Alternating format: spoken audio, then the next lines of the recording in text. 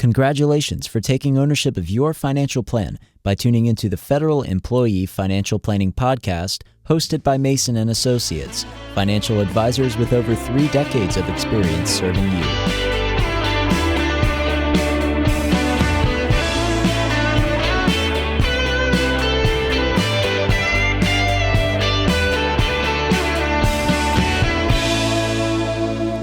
Welcome to the Federal Employee Financial Planning Podcast. I'm John Mason, certified financial planner. In this episode, Tommy and I are providing a behind-the-scenes look or an inside preview into what strategic planning meeting season actually looks like. The goal of this episode is to share with you the conversations that we're having with real clients in 2025 and to help you understand what one should expect when meeting with a financial planning team.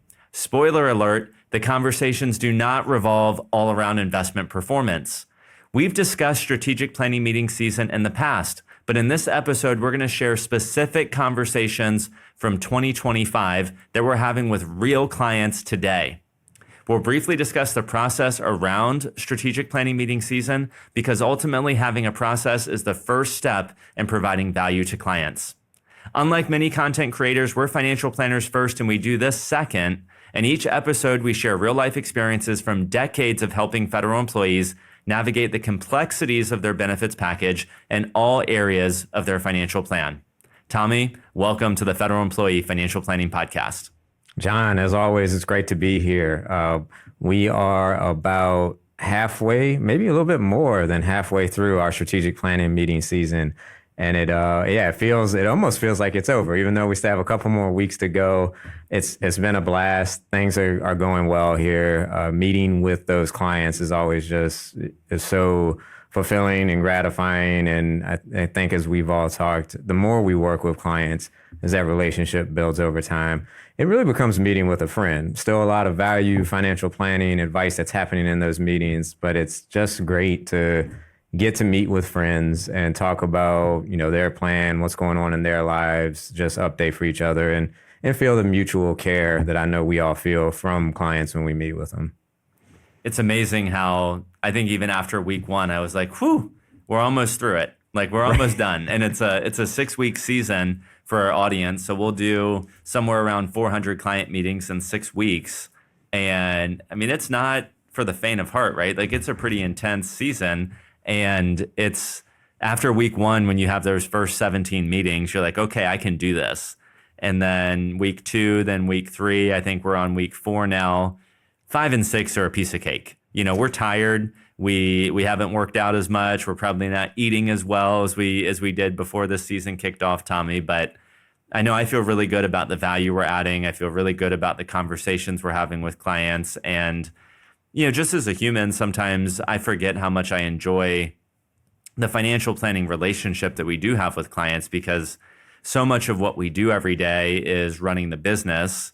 And then, of course, there's the client meetings, and that's a whole separate kind of train of thought and line of thinking that we have to go down. And what's clear to me is that you and I just really enjoy meeting with clients. And although we have responsibilities that are outside of client-specific tasks or duties, it's very important that we still meet with clients too. I completely agree. Strategic planning meeting season really drives that home. I think as you get to make sure you have that minimum annual touch with clients, and it's fun. And a lot of work goes into getting ready and executing this whole process. And it is certainly work, but it's a lot of fun in the meeting. And I think part of it too is, you and I and all the advisors here have a decent bit of experience, credentials, knowledge. We work together as a team. So you kind of get to a point where you've got the technical stuff down. And sometimes we do have to slow down and really think through maybe a complex issue that a client has. But a lot of times we can just give the advice. We've already done some prep, right, leading up to the meeting. And then so we're ready to give the advice. And it's what we also talk about, the niche focus, where we get to be very present in the human relationship part of it because we know the benefits package. We know what's going on. We've already planned. The advice is ready to go. But let's just focus on the human interaction here. So it's just so much fun. It really is. And I think for our audience, if they haven't listened, Tommy, to maybe some of the other episodes where we've talked about strategic planning meeting season, or SPM season for short. It starts in January, so I'll just give a high level overview of that process. It starts in January with a physical letter that we send out. We basically, let all of our clients know this is when we're doing the surge. This is when we're doing the season. This is when we want to meet with everybody. Then in February, we send out the communication and the info on how to schedule. And most clients are really good about scheduling that appointment quickly. There'll be about a third or 20% of clients that require a phone call to get on the books, and we'll get those folks scheduled as well. And then after that happens is really when we transition into preparation. We start, we go through like a 100-point checklist. We start populating agendas. Those agendas fire 14 days in advance of the meeting. So if somebody's meeting with us on April 15th, on April 1st, an agenda is going out with additional document requests, topics on our mind. We're actually trying to get some information from clients too, Tommy. It's like, what do you want to talk about? What's important to you? What's changed in your life? And some of the questions on the agenda are open-ended because we just want to see where they are right now in 2025. And that agenda has been a really valuable addition that we did probably 3 or 4 years ago. I agree. I love the agenda and one way to say it, the soliciting from them of what's on your mind ahead of the meeting. To me, it's extremely valuable. And I think it's valuable for them too, for clients to see, here's what we're thinking about right now, what we think we'll talk about, but 100% what's on your mind is most important. And when we start a meeting, I think all of us ask that question as well. It's kind of, hey, we've got the agenda. We can begin working down it. You put a lot of great information on here for us to talk about. Before we go there, what else is hot on your mind today in case it's not on this agenda? And that's what it's all about. It just, we often in these podcasts, John, say, your plan, your goals. It's the same thing, right? Your agenda, what's on your mind. It's all about what's important to the client at this moment. It's amazing how they can respond to something 14 days in advance and how what's hot on their mind may not be what was hot on their mind 14 days ago. So exactly. I wrote that down, Tommy, as well as, is there anything hot on your mind that you want to talk about today? And sometimes you just click the red X and close the agenda and you're like, well, this is useless. Everything I prepared for, not really everything, but all the notes, all the preparation, we're just going to deviate because this appointment is all about what they want to accomplish. So I think that's very important.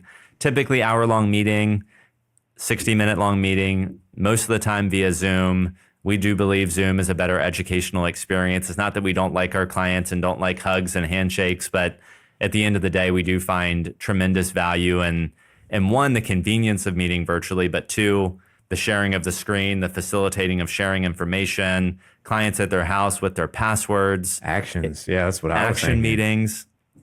Yeah, it's really cool.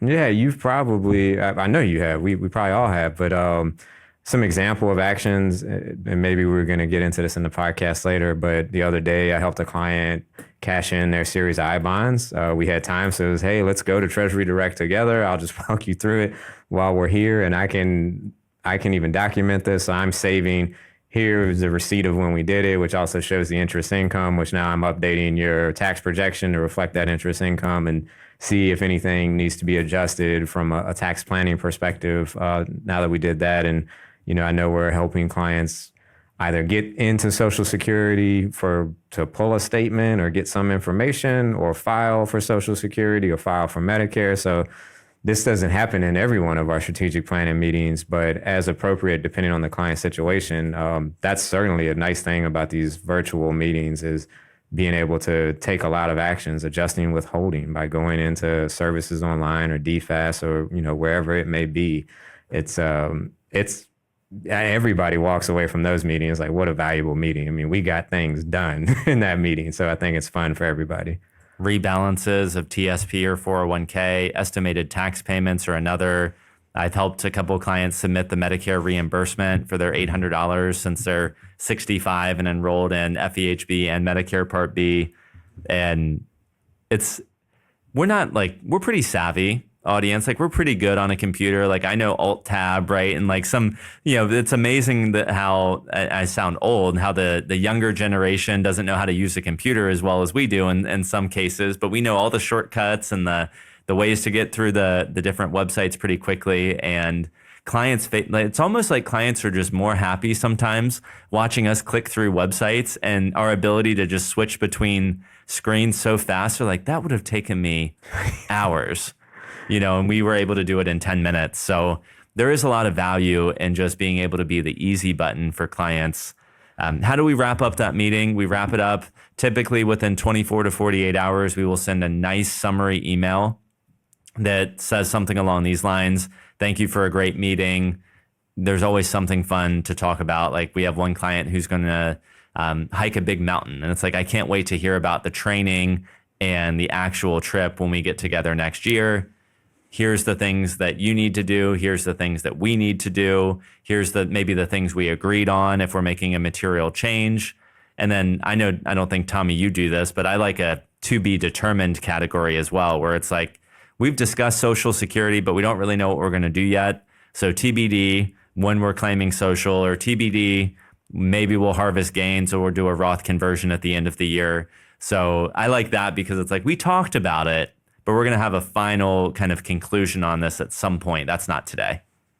I don't do that a lot.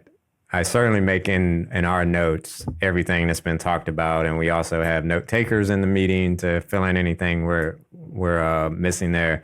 But sometimes, John, I do occasionally use that to be determined or what we agreed to.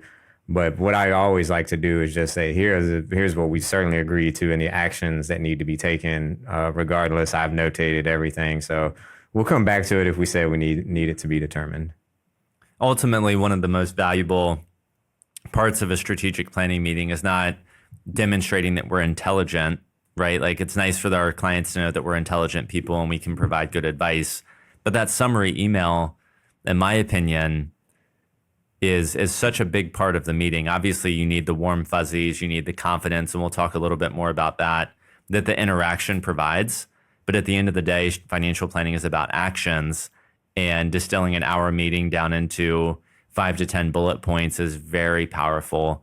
And I think one of the most valuable things that we do, and we didn't do that before. That was not something that maybe you did at your prior firm, but when we really started doing our strategic planning meeting season, incorporating those summary emails, I think was all of that: the agenda, the prep, the delivery, and then the recap. That collective process adds tremendous value. There's quite a sprint after a meeting closes. At least for me, and how I usually do this, I think probably we all try to do this because we have many of these meetings in a day, 5. And so you're quickly trying to get ready, make sure that you're into the next meeting. So you have a small window between meetings, and it's actually amazing how efficient we can be when we want to. When you give yourself a certain amount of time, it is very true that you can get things done in that amount of time. It'll take however long you give it. So typically, we're done with the meeting, had a great time. Quickly, we've distilled down here are the takeaways, get that out to the client.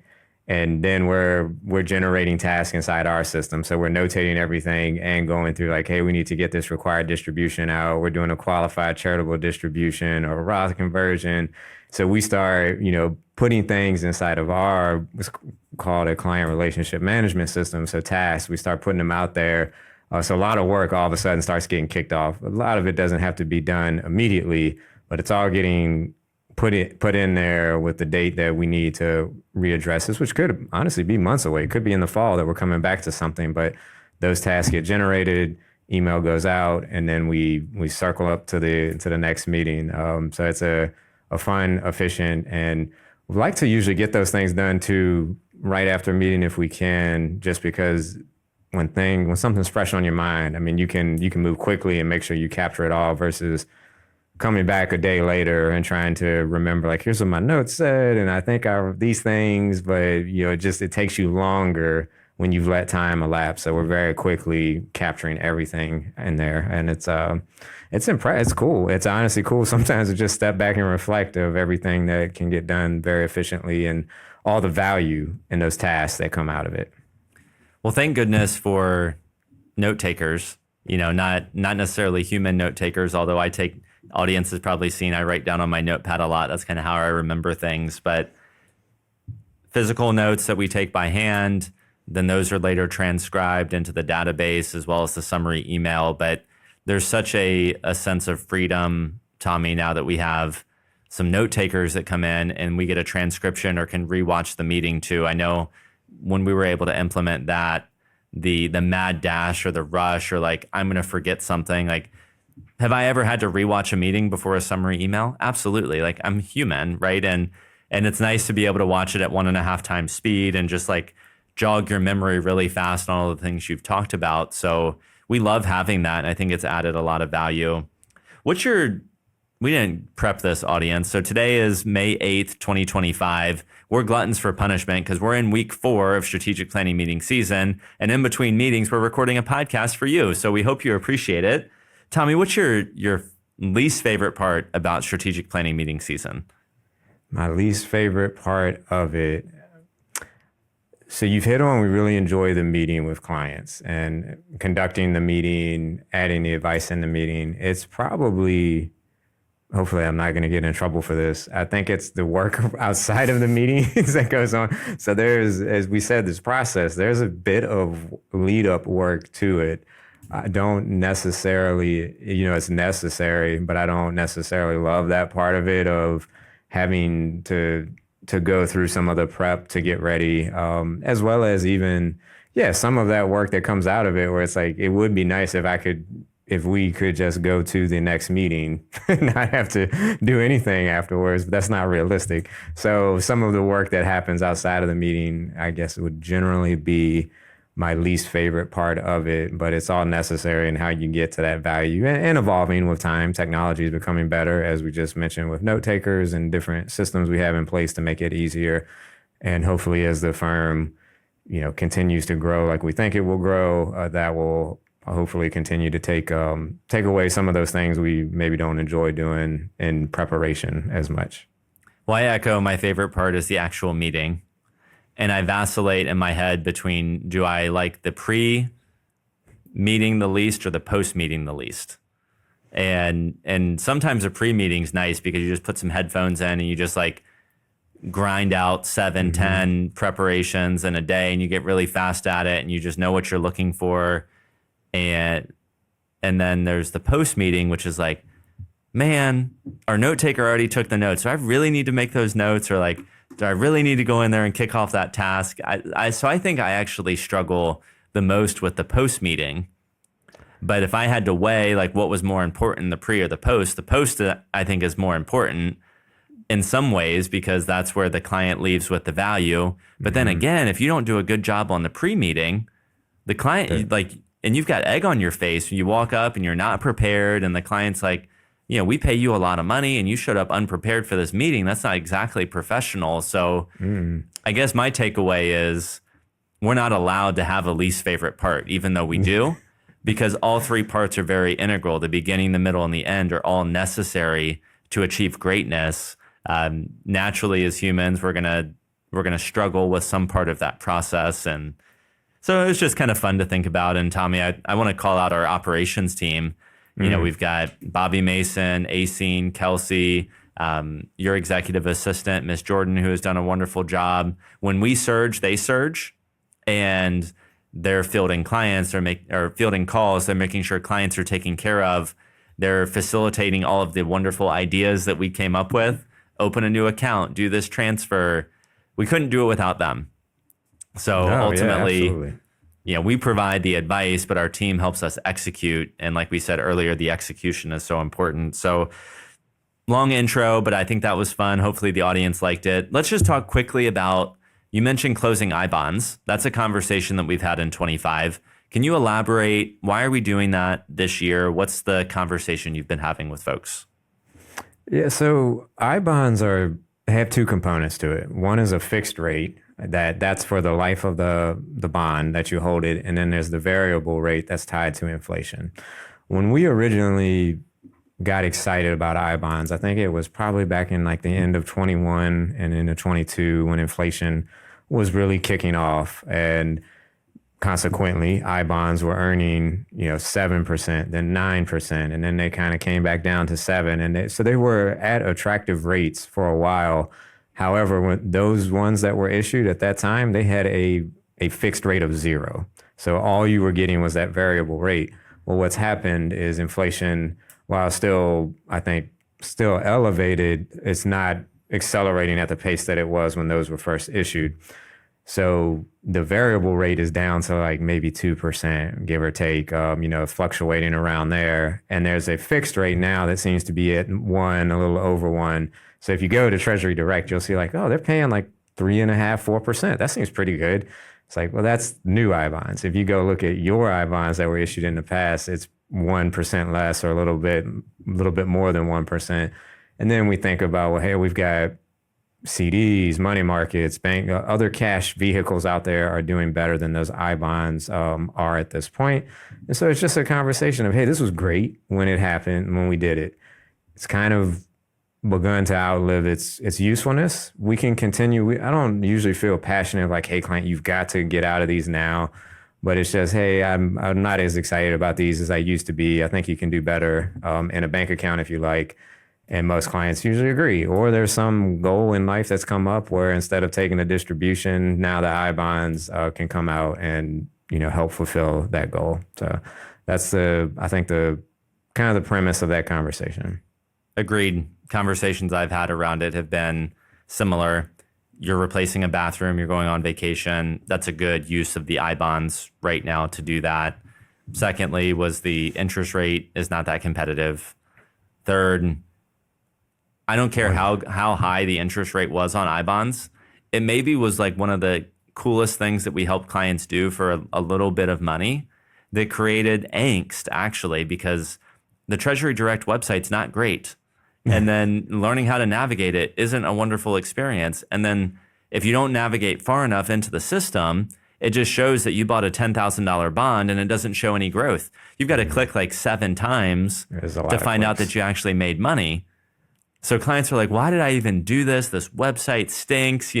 Most people are very appreciative. I'm just saying that they certainly have outlived their usefulness at this point. And then the other negatives of it's another account. It doesn't feed into our software. It's not easy to access. All of those reasons, I feel like Shark Tank. And for all of those reasons, I'm out. We're not doing it anymore. Audience, if you've closed an I-bond in 2025 or 2024, the U.S. Treasury stopped sending out 1099s. And that I think that was pre-Doge, where they just decided they weren't going to send out paper 1099s. So if you did close a 1099, you have to physically, right, Tommy, log into treasurydirect.gov and download those. So if you did it, schedule a reminder, make sure you download those next year. Yeah, which is why clients that we're helping with, at least, if I'm doing it in the meeting, I'm PDFing, because it tells you when you cash them in, here's the interest amount. And then clients that are doing it on their own, which many are, just say, hey, if you can, either send me that PDF so I can track it, or just tell me what you got because I know what you put in. So the difference is our interest income piece. We definitely want to capture that in your tax projection, as well as make sure we capture it when we report, which have caught that on some clients' tax returns, as I think you have, John, as well. So some who started cashing them in last year, looking for it on this year's tax return and going like, hey, didn't you say you did this? Because I don't see the interest being reported. And they're like, oh, shoot, I forgot. Mm-hmm. And it's because they didn't get that mail 1099. Like you said, I love to the simplify life. That's certainly part of that conversation too. It's like it made sense when they were earning a better interest rate. It's just another thing to keep up with right now. And honestly, John, I don't know about you, but some clients, they're like, I forgot I even had it. Like, I don't know how you remember that I have it. And it's like, well, we track a balance sheet for you as part of what we do and why we do it. So I keep looking at it and like, do you still have these? Because if not, so just funny and further solidify your point of simplification to make everything easier to keep up with. One other question that we tend to ask the audience, Tommy, or not the audience, our clients when we're meeting with them is, what's hot on your mind? Step one. Number two is, how are you doing? How are your parents doing? How are your kids doing? And it's amazing how often those conversations could take up 15 to 20 minutes of a financial plan, whether it's a parent or a sibling who's going through a long-term care event, and we're discussing, I mean, we're not insensitive, but we're like, okay, that's a big medical deduction. Have we thought about Roth conversions or something? We're always trying to help. We're always trying to provide guidance. Have we thought about elevating you to co-trustee or power of attorney or whatever the conversation is. And then I've had a couple conversations this year with clients whose children are entering a phase of life where they want to buy a house, but they're entering a time in life where real estate is historically expensive and interest rates are historically normal. And that combination provides a pretty expensive house payment. So we're walking through like websites like Cap Center and interest rates and conversations like, even if they can afford the house, can they afford 2 or 3% of that house's value every year in maintenance cost? Because on a $500,000 house, you're going to spend 10 grand a year in maintenance. Maybe not every year, but if you look at the average, it's going to cost you at least 10 grand a year on average to maintain that house. So it's amazing how our clients are financially good. They're successful. They're ready to retire. Doesn't mean they don't have concerns, but it's also very rewarding and assuring for them, Tommy, when we can help them help their children or help them help their parents. All of those are great. And you're right. We try to be tactful and light about it. We all are always trying to help. And some of it's experience. You mentioned kind of like helping your parents. I know sometimes now I'm having conversations with folks that are like, hey, yeah, we had, documents done from mom and dad, only mom is left or something along those lines. And it's like, well, you might want to brush them off. And I'm happy to take a look while I'm not an attorney, just so that we can make sure that this is going to go how you think it will go. Because unfortunately, we've also seen the cases where you thought it was going to go a certain way, and it was a lot more complicated than it needed to be. IRAs are hung up in trust, and it's creating, just tax and administrative issues. And maybe that's the right answer, but let's at least be intentional. I know I've helped a client where, we were not involved with mom and dad's situation. And by the time they became a client, it's like a newer client, we hadn't really got a chance to prod too much into the extended family. And yeah, it's just been a very complicated situation now because the way they thought it was set up is not. So we'll ask those kind of questions to try to help. It is always for the best, but it's cool, I guess, the different areas that we go. And I think what's helpful too, John, or neat that we do is try to distill things down and bring them up when the time is appropriate. Right. So sometimes like now's the time to focus on estate planning based on what's happening in your life. Or maybe, now is the time to talk about cash flow. Some clients I've had this year, we're approaching Medicare. And as we're talking about things like Roth conversions, it's like, here's how Medicare is going to work and why we want to only do this amount, because Medicare is income tested. And there's 5 or 6 brackets. And so here's what we're trying to manage around, not only the income tax bracket, but the Medicare bracket you're going to be in. And a lot of clients, like, I had no idea that this is how any of this worked. And I'm just so thankful that you guys know it and that you're planning around it and aware of it. And it's like, yeah, and I didn't share it with you previously because it was information you didn't need at the time. But now, 2 years out, it's about time for us to be talking about these things. It's amazing, right, audience? We're looking literally 2 years in advance. 63-year-olds, we're talking about Medicare, and that's intentional. And I've had a whole tranche of clients or a whole slew of clients that are turning 65 in the next 12 to 18 months. And frankly, if I have to talk about Medicare again, I am pretty much over the Medicare conversation. I don't want to have it again, but I'm sure I have at least 17 more of them between now and the end of May. It'll be like the first time. Mm-hmm. I'm not thrilled that I have to talk about A, B, and D and all these things again, but for the client, it's going to be the first time that they've heard it, which means we need to be able to show up as we present that information. And last night, my last appointment of the day, Tommy, was a good client who you and I have met with, and husband turns 65 next year. We're talking about IRMA. We're talking about appeals, and most people don't realize that when you appeal, you're going to have to appeal twice.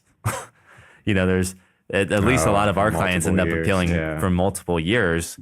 And at the end of the conversation, she was like, how do people do this without people like you?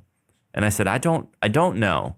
And all I can think of, a couple stories. One is when you're busy, one of the best ways that you can use your money I hate the word busy, but when you have a lot of obligations, one of the best ways that you can use your money is to free up time.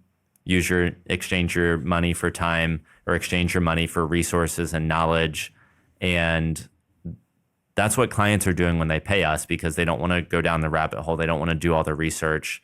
And then when they retire, they have more time.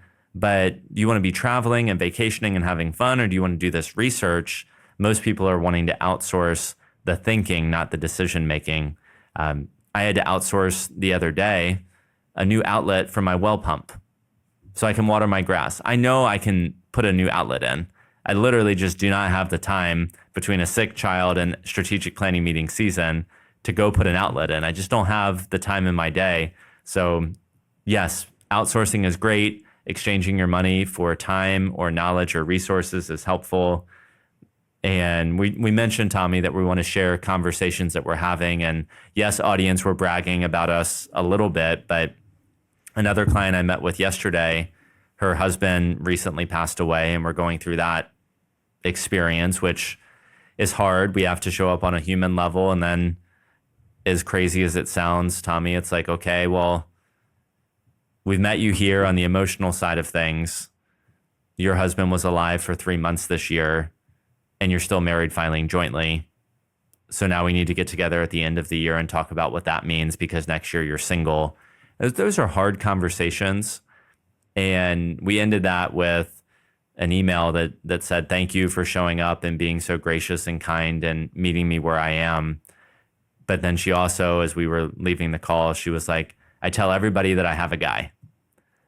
And everybody's like, I need a guy, and that's, you're going to go through these life events. And as I reflect back, Tommy, on this strategic planning meeting season, things like, how do people do this without you? I have a guy, I have a girl, I have a team, just the thank you, the appreciation. Thank you for helping me decipher deferred resignation offers and Vera offers. That's been the most rewarding part of the experience, is the gratitude and being able to physically see how we're changing people's life. And like we said in the intro, we're not changing people's life through stellar investment performance. We're changing people's life through all of these types of conversations. Yeah, as well said. I mean, it's through having a plan, it's through being your partner, being able to make adjustments. There's always events, and we've certainly seemed to have our share of them this year. But as you and I reflect on our career over 15 years, there's always events. There's always things happening and things we need to adjust for, and times that we can tune it out and just stick to the plan. The care that clients show to us is gratifying. I think that's a common theme that I at least hear, and I'm sure we all do, of just like, how are y'all doing? We're so thankful for y'all and hope you're doing okay as a firm. And it's like, yeah, we're doing great, but appreciate, the thoughtfulness, the mutual care there. And what's also, there's many forms of this, but I'm thinking of folks who are retiring right now. That has been so gratifying to see, because the common theme there is, I have such a peace of mind that we have y'all's firm in place, and I can see the plan that y'all put in place. So I feel great about it. Whatever's happening in these markets, I have a peace of mind, and I'm just so thankful that you all are here to guide me, and my plan is not changing. Thankfully, one newer client, when we met coming into the year, they were 90% stock. So this is like just a little tidbit of their story. And of course, we adjusted them down, since they're retiring this summer, to 60% stock, 40% bonds. And with everything that's happening, they're like, oh my God, I'm so glad that, one, we met y'all and I have a peace of mind, and talk about like a good timing to dial down the risk. And it's like, yeah, I mean, I have no idea where the market was going to go then. I don't know now, but that's the appropriate place for you to be where you are in your plan. And it's kind of just always nice to see it work. It's like, yeah, we're both super happy that you're no longer 100% stock when we go through these wild markets. But the big theme is peace of mind. Yeah, it's just a great peace of mind. It's a partnership. It's a powerful relationship. So, Tommy, this strategic planning meeting season's been unique as well, because we've been talking about the deferred resignation programs, the VERAs, the VSIPs, potential RIFs, and we've had intro calls from new client prospects or new potential clients. So we're fielding those on Mondays. We're talking with clients actively about the deferred resignation program and other offers. We actually saw the other day DRP and Vera's paired together, which was a nice potential offering for some folks out there. So we're intimately familiar with these rules. That certainly added a curveball or a wrinkle to the year. What I found most fascinating is how many of our clients did not take the DRP and how many are not leaving early out of a sense of obligation or out of a sense of wanting to leave on their terms, on a high note, leave their agency in a good position rather than effectively going on terminal leave for 6 to 9 months. It's just been a really neat to be able to have those conversations, provide advice, show them their financial plan, and then watch the decisions that people are going to make. And ultimately, we don't make decisions for folks. We just educate them on the options, and then we get to sit back and watch the show, kind of. Watch you make a great decision. I mean, we've been firm believers in that for a long time. Our job, if we give you good information, you'll make a good decision. And it's not even that there's only one right decision here. It could be I'm ready to retire and you've educated me on how the DRP and Vera and my plan is going to work. So I'm doing it. Or it could have been great. I know I'm in the driver's seat. I've still got a mission to fulfill at work. I'm not ready. So I'm going to keep working. But I know how this is going to look if for some reason it's forced upon me or it changes. I was thinking anecdotally, John, one client, it was just kind of to me, funny how this happened. So all of this is happening and they were of the mindset, which is empowering, I think, or I respect it, of I'm not ready to go, got the mission. Then they went on their anniversary trip and, some tropical laid back place and came back and said, yeah, I took the DRP. I decided that this is what I want in life and I'm ready to retire. And I was like, well, that's cool too, because we said you were ready. And so that's great. I'm excited about this next thing. So it's funny. They got a little bit of a different perspective there when they got away. Wow, that's a good story. So a couple other things, Tommy, that we've been uncovering during strategic planning meeting season. I just wanted to highlight quickly on my mind, and maybe if you have any bullet points. We're always reviewing tax returns, 1, for accuracy, but 2, to make sure that our advice is reflected correctly.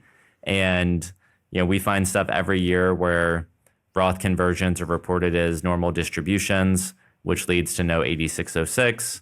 We constantly see, at least I do, missed long-term care deductions in Virginia because the amount of people who are self-preparing is high. And if clients do not take the time to pretend they're going to itemize on federal, then those long-term care premiums don't get added in, and then they don't get added to the state. So long-term care deductions, missed IRS 2210s, missed IRS 8606s, conversions reported as transfers or rollovers instead of taxable distributions.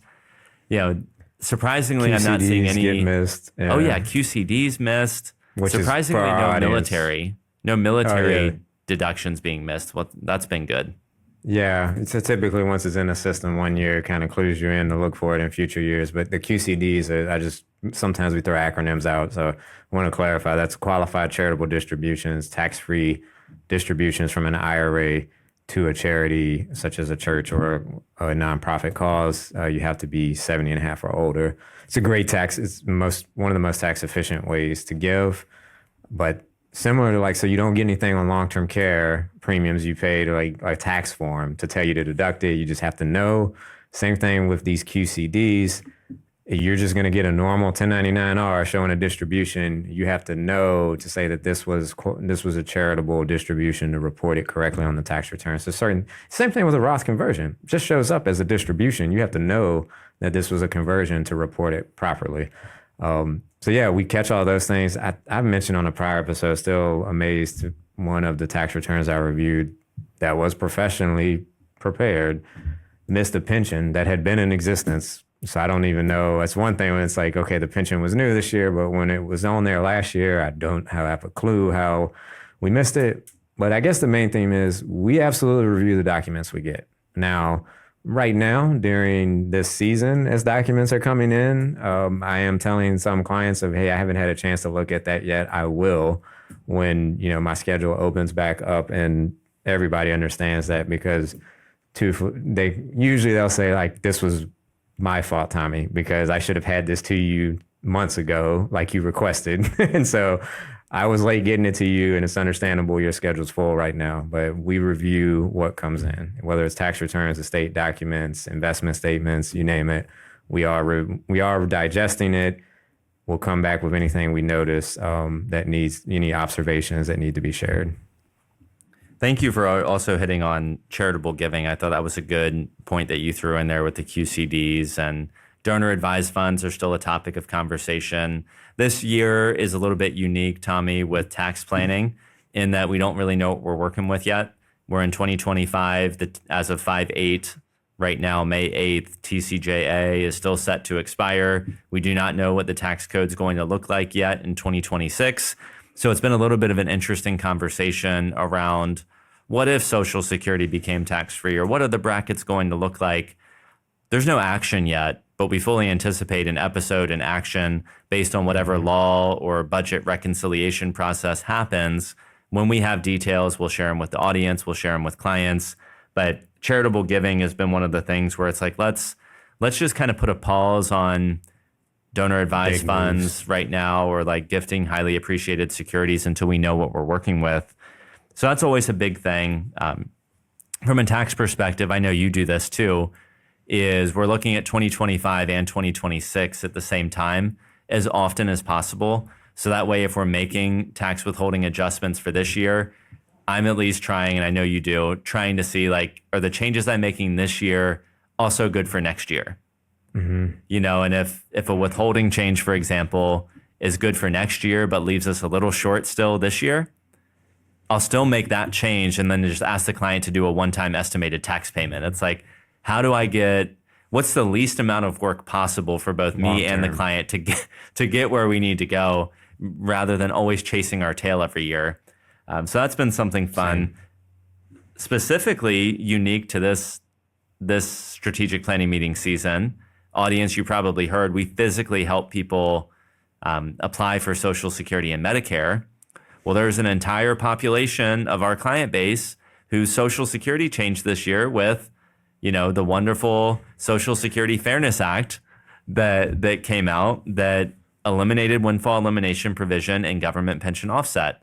So we have GPO, CSRS people going back and getting major benefits. We've had to have conversations around something that literally didn't exist until 3 or 4 months ago, and helping people apply, understanding like, what do we do with that? And then there's the back pay considerations, you know, with double payments effectively happening and incorporating that into the tax plan and looking forward to what it looks like next year.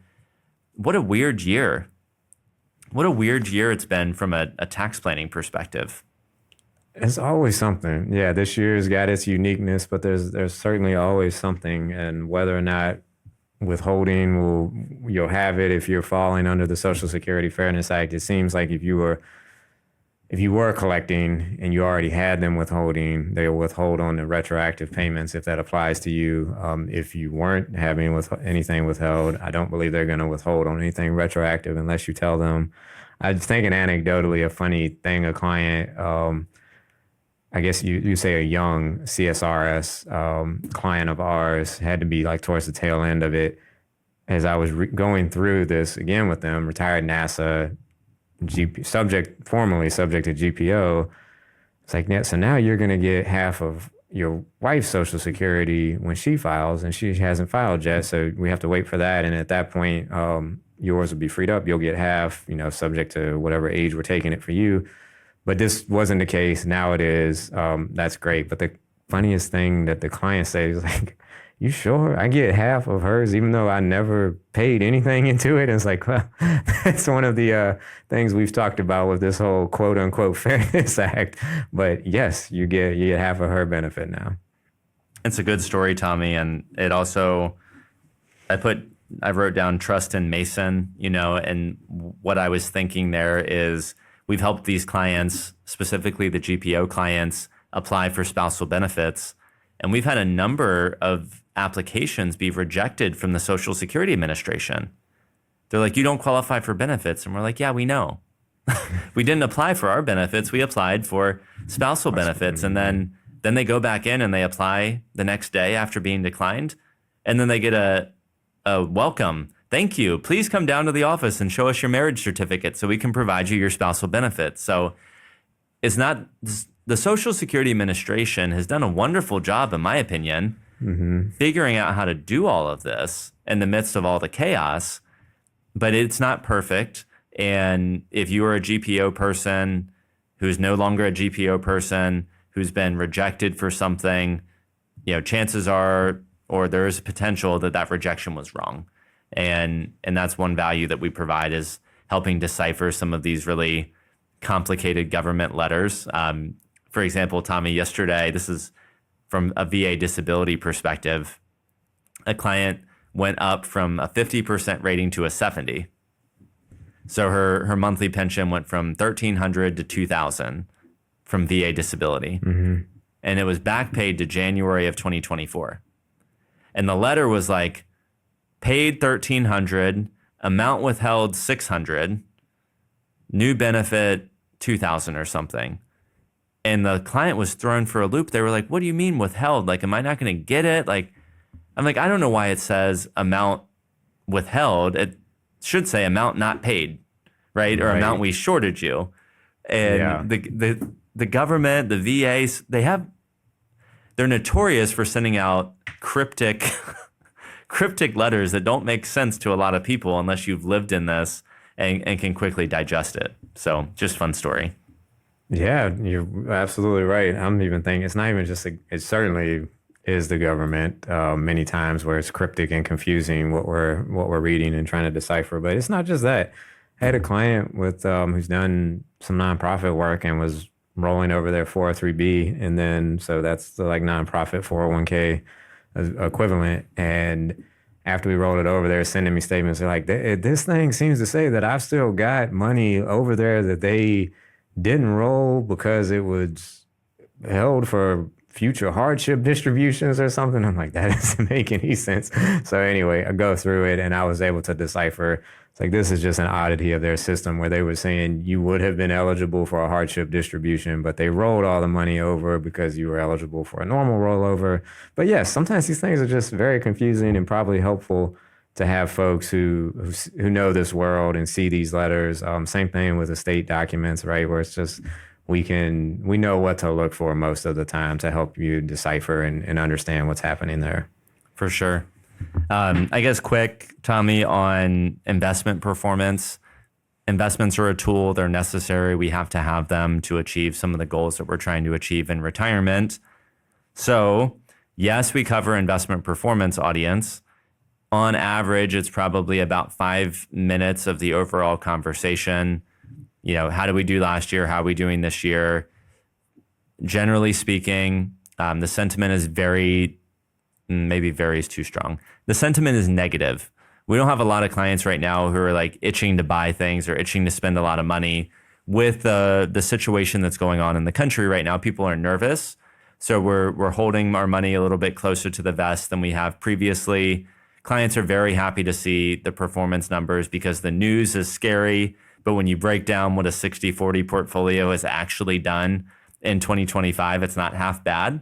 And so that's been kind of fun to see clients be like, oh, I haven't logged in yet, and I was just really scared to. And you mean I'm only down X, or I'm actually up Y? And they're like, yeah, it's actually been not horrible for you this year. So I think investment performance has been a small part of the conversation for me. But one of the things people have liked to hear about is how we were able to add value through some pretty timely rebalances that we did in January and April. So just showing clients that in the midst of chaos, we're still following our process, which is to rebalance, at certain thresholds and rebalance on a quarterly basis when we can. And by following that process, Tommy, we've added some value this year. Yeah, it certainly appears to be that way, at least from the short-term rearview mirror. Only time will tell for sure. But yes, the cool thing, we're both saying it the same way, is it's like, hey, I don't have a crystal ball, but we have a disciplined approach and philosophy we follow. And one of the pieces of that is rebalancing. And it caused us to do these things at these moments of time. And right now, it appears to have added value to your plan. And then let's also zoom out and let's look longer term and think about it. We've been through inflation, we've been through wars, we've been through COVID. And if we have, this long of a history, we can see that investing is working when you give it enough time. So it is fun to talk about the approach, but a lot of the times it's just, the performance, it's not so much about performance. It's just that, okay, I'm relieved. Like, you guys are on top of it. You're doing things that I would hope you're doing. Or even if I wasn't aware, I'm just happy to hear that's happening. And I'm in good shape. Like you guys keep telling me, the plan is good. So that's about the extent of those conversations typically. I guess one other thing we've been talking about is creating a login for irs.gov portal. That's something I've been trying to mention with a lot of folks, Tommy. And I think the portal, one of the coolest things is being able to create that identity theft protection pin, which maybe that's it's like a good thing and a bad thing. It's a little bit inconvenient if you forgot you have one. That's the main issue. It's almost like freezing your credit. And something else we were talking about. Oh yeah, like potentially trying to lock down your phone, where you can disable like SIM card porting and lock your number from being ported.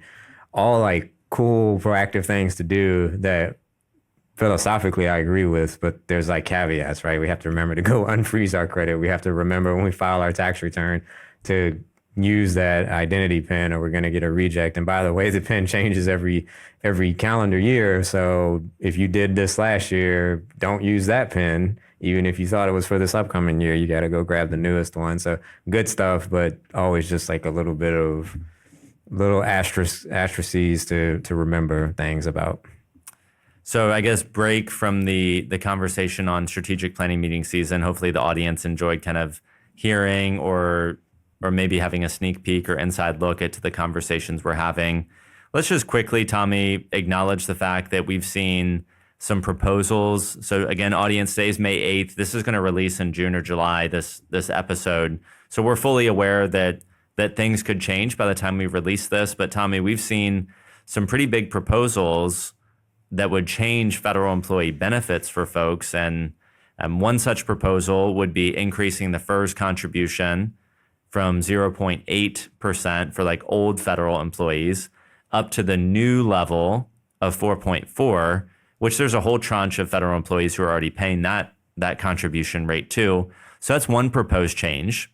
And I don't know that there's any value in commenting on that other than saying, zooming out from a retirement planning perspective, that's a really good use of your money to solidify your pension. So are we upset for you that the contribution may change?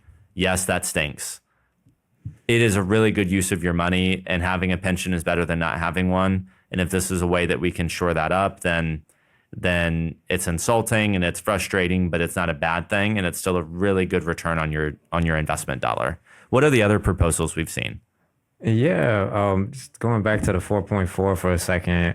Yes, it's not as good as it was yesterday when you were paying 0.8. That was awesome, but 4.4 still seems incredibly reasonable for and valuable, to your point, for what you're getting out of it, particularly in comparison to people in other walks of life. And I was thinking back to an example I think we talked on a previous podcast where client retired, got the booklet, and I was looking through it, and it was essentially you put $25,000 into your pension and you're going to get $65,000 in year one. So in less than 6 months, you got your money back. So you're still going to get it back very quickly, even at a 4.4% that you have to contribute.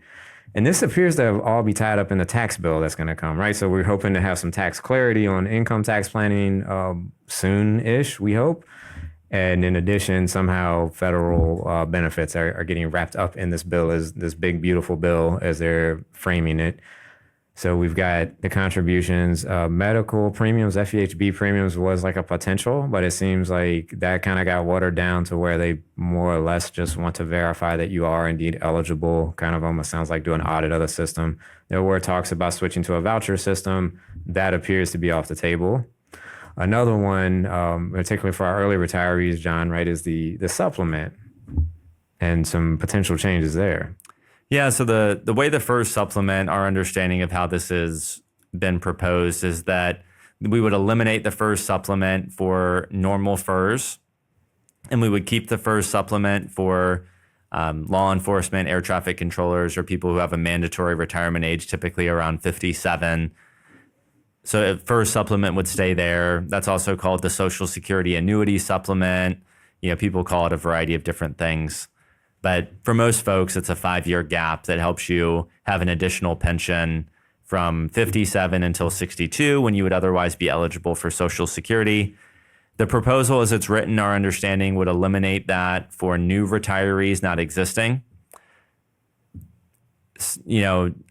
I'll be interested to see what that looks like, Tommy, and there's no reason to really speculate yet, but it's been on the chopping block my entire career, which is almost 15 years now.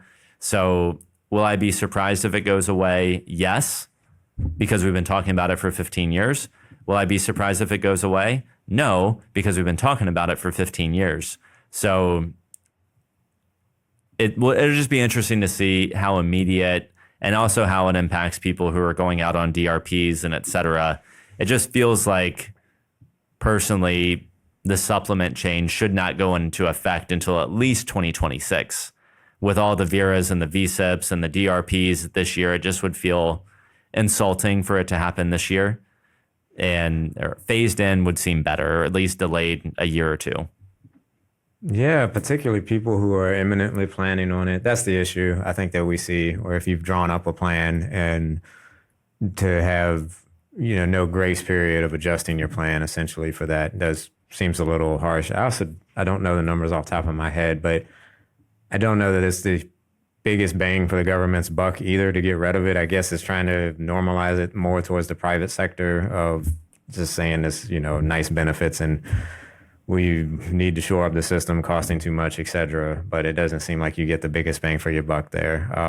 The other one is moving from the high 3 to a high 5, which seems to be standard in many other pension systems. So that is kind of comes back to that 4.4. I think kind of my general feelings on that one of, yes, moving to a high 5 is not as good as being in a high 3, but it's still pretty good. And it feels more normal to some other pension systems out there. So, and that one would over time, certainly because it would essentially lower the amount of the pension. So save some money there. It doesn't, yeah, sure. You'd prefer to not see it happen, but it doesn't feel unreasonable, particularly if it's kind of, over time phased in. If it's not just an immediate, this is what we're switching to. We're not federal employees, obviously, Tommy, so it's easier for us to say, to be unbiased or to remove ourselves from the situation and say, okay, what do the numbers say? Mm-hmm. But as I think about it, the first supplement going away should be the most inconsequential change here, right? That should be the least impactful change. Now, it's insulting and people are probably like, what are you saying? But that's a maximum 5-year benefit. Maximum. A high 5 is a lifetime of benefit change. If we don't have a solid pension system and we're broke and we do away with COLAs or we have to reduce benefits, things that would impact somebody over 30 or 40 years, those are the changes I'm worried about. I'm not worried about, if you needed the supplement to retire at 57, maybe arguably you weren't ready to retire anyhow, and it's only 5 years. That doesn't derail one's financial plan. But if we went into Right Capital and we abolished the COLA on our first pensions, impact. Material impact. So yeah, absolutely. I think to your point, so I feel the same, but I think that's where I also even wonder with the proposal, it's why is this the focus? Because again, you're going to get more bang as a government by changing the lifetime benefits, not the one that only lasts 5 years. That's right. Well, Tommy, I think we've covered everything that was on our list for today. Any closing thoughts on your end? No, we covered what was on the list and more, and it's just always fun. It's fun getting to layer in the client stories and kind of relive these memories we're making right now. Hope that it's impactful for our audience and get you kind of an inside look as to how processes and advice and value and just the breadth of the relationship that we have with our clients, and that it's helpful. There's takeaways that you can use in your own plan, and if nothing else, gives you some insight into what being a client of ours looks like. And John, it's always a blast getting to do this with you. Yeah, man, I had a lot of fun today on this episode. And my big takeaway is that we have fun when we do these meetings. And when we say to clients, like, hey, we're going to have a lot of fun today, or when you retire, we're going to have so much fun doing your tax plan. Maybe we're nerds, maybe we're not. You audience, you can decide, but it's sincere when we say we're going to have a lot of fun. And although our clients aren't, many of them, down in the numbers like we are, Tommy, I think most of our clients have a lot of fun meeting with us. And I would just say to the audience, like, if you have a relationship with somebody or some firm and it doesn't feel fun and it doesn't feel productive and it doesn't feel like you're getting the bang for your buck, you're probably not. We could help. There are other qualified firms out there that could help too, but you should feel a certain way when you're done meeting with your financial planner. And we could throw out all kinds of adjectives, Tommy, but at the end of the day, I think you know as a human whether or not you have a good feel, whether you feel safe, whether you feel connected, whether you feel confident. So hopefully, audience, you feel a little bit more that way after listening to our podcast. Hopefully our clients listening, we know you feel that way, and we're so thankful for you.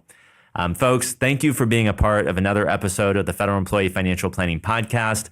Is our content helping you make more informed decisions? Do you feel more educated and empowered? Have you made positive changes in your financial plan since you started following us? If so, please be sure to share in the comment section or send an email to Mason FP, like Mason Financial Planning, at masonllc.net, or simply share our podcast with friends, family, and coworkers. Thank you for tuning in to another episode of the Federal Employee Financial Planning Podcast. Remember this, we're financial planners first, we do this second. And as always, we hope you leave this episode and every episode feeling educated and empowered to make positive changes in your financial plan. Tommy, thanks again for being with me on another episode. Thank you, sir.